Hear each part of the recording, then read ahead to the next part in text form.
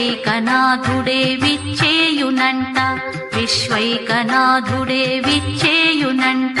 నీ ఇంటి ముంగిట నిలుచుండునంట, నీ ఇంటి ముంగిట నిలుచుండునంట.